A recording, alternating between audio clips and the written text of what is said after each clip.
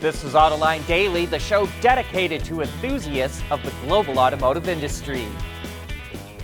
Mercedes released its third quarter earnings, and like General Motors results that we reported yesterday, they were substantially better than a year ago. The company sold more than 630,000 vehicles, including commercial vans, a gain of nearly 35%, and its EVs outperformed that increase. Its passenger BEV sales were up 183%, and electric van sales were up a third, but it did not provide specific numbers. That helped its revenue jump 19% to more than 37 billion euros, and its EBIT, or earnings before interest and taxes, were up 83%, while its net profit soared 104% in the third quarter. And because of the strong results, Mercedes raised its full-year profit forecast. Speaking of Mercedes, it's the latest automaker to quit the Russian market. It will sell its shares in its industrial and financial services subsidiaries to a local dealer chain. Mercedes says the sell-off won't affect its future financial results beyond what it already has reported. Through the first 9 months of the year, the automaker has sold less than 10,000 vehicles in Russia, which is down nearly 3/4 compared to last year. The Hyundai Group broke ground on its first dedicated EV and battery plant in the U.S. The automaker and its suppliers are investing $5.5 billion in the new facilities, which will be located in Georgia. The site will produce EVs for Hyundai, Kia, and Genesis with an annual capacity of 300,000 units. Production is expected to kick off in the first half of 2025. The new plant is part of the Hyundai Group's goal to sell over 3.2 million electric vehicles a year globally by 2030. And perhaps more importantly for the company, once the Georgia plant is up and running, the automaker will qualify for EV tax incentives under the new Inflation Reduction Act. And speaking of that bill, Reuters reports that U.S. and European Union government officials are forming a task force next week to discuss the EU's concern that the IRA discriminates against foreign brands. In order to receive EV incentives, the law requires electric vehicles to be produced in North America and that a certain percentage of battery minerals be sourced from the U.S. or other free trade partners. But with the EU, along with South Korea, lobbying hard against those provisions, it looks like the requirements could be relaxed. At Schaeffler, we pioneer motion. Electrifying mobility, manufacturing smarter, reducing CO2 emissions, making energy production clean. Schaeffler pioneers motion to advance how the world moves.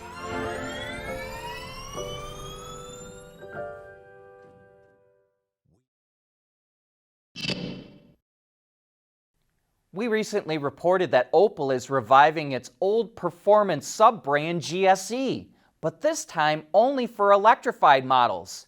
And we're starting to see the first examples.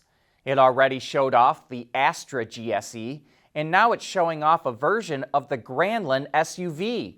And like the Astra, the Grandland GSE doesn't have any power upgrades. Right now it's all about handling and cosmetics.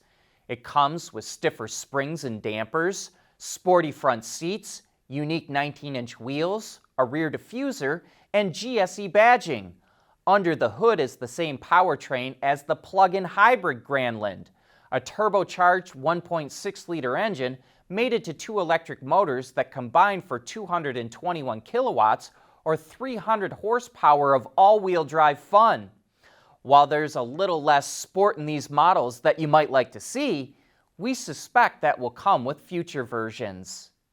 But there's no doubting the sport of this next model. Lotus revealed its first ever all-electric vehicle, the Electra. The performance SUV comes in two power outputs. The first delivers 450 kilowatts or 603 horsepower, while the more powerful dual motor setup offers 675 kilowatts or 905 horsepower. Performance from 0 to 100 kilometers an hour comes in at either 4.5 or just under 3 seconds. All models also feature air suspension, torque vectoring, and a 112 kilowatt-hour battery pack. With the standard setup, it provides 600 kilometers or 373 miles of range, while the performance model has up to 490 kilometers or 304 miles of range. The interior of the Electra is minimalistic, but features a modern design and a large display screen in the center of the dash, which runs off a new operating system that allows for over-the-air updates. The electric SUV also comes standard with deployable LiDAR, which Lotus says supports end-to-end autonomous driving. Look for the Electra to go on sale in the first half of next year, with a starting price range between 96,000 to 151,000 euros. Despite that higher price tag, Lotus says it already has thousands of deposits placed. Speaking of new vehicles, Honda is going to show off the new Accord next month, and it's teasing the sedan with a set of pictures that don't show much, but it did reveal it will have a more responsive hybrid powertrain, Honda's largest ever touchscreen at 12.3 inches, and its first integration of Google into the car. We want to know what drives your testing. OTA, connected car, diagnostics, remote testing. Intrepid Control Systems is here to help you work from anywhere. Intrepid Control Systems, driven by your data.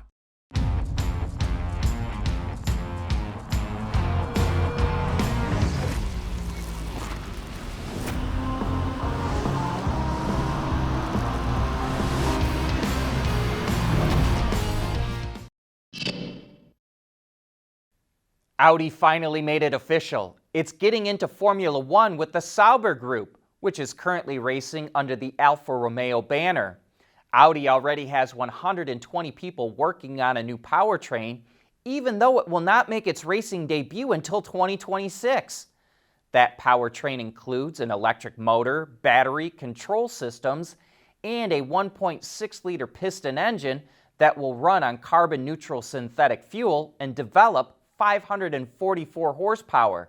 The electric motor will produce nearly as much power, bringing total output to over 1,000 horsepower. In a way, this represents Audi's return to Grand Prix racing. Auto Union, which was Audi's predecessor, ran its famous supercharged V16 cars in Grand Prix racing from 1933 to 1939. Nissan was once an EV leader when it came out with the Leaf in 2010, but it failed to expand its EV lineup and squandered its first-mover advantage. Now the company hopes to make up for lost time with the Ariya, and we just got to test drive one yesterday, and here are our initial impressions. This is a good-looking EV that will appeal to people who find Teslas a bit too minimalistic. The interior is much richer looking than any Tesla, and it has a high-tech vibe with a long horizontal instrument panel dominated by dual 12.3-inch monitors that are butted together in one large curved display. Push the start button, and the instrument cluster comes alive with an animation and soundtrack that shows off its graphic capabilities.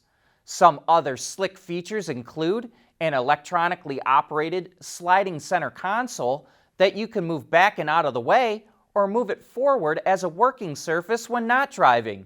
There's also an electronically operated glove box in the center of the IP that glides in and out of place. And this is a roomy vehicle with plenty of luggage space behind the rear seats, even if they're not folded down.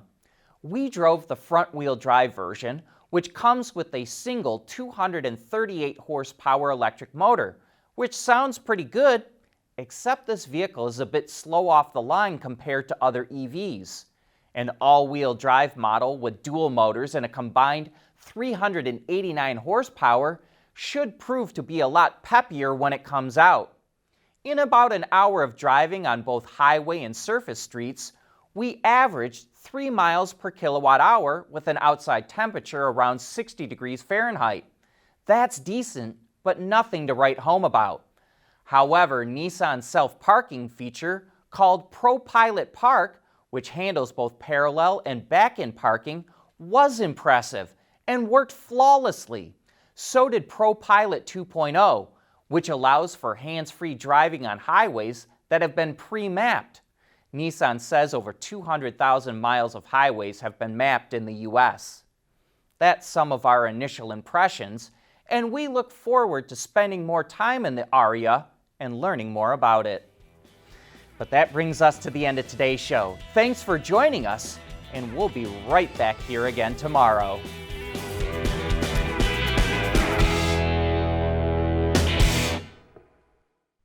Autoline Daily is brought to you by Bridgestone, solutions for your journey. Intrepid Control Systems, over-the-air engineering, boost your game. And by Schaeffler, we pioneer motion.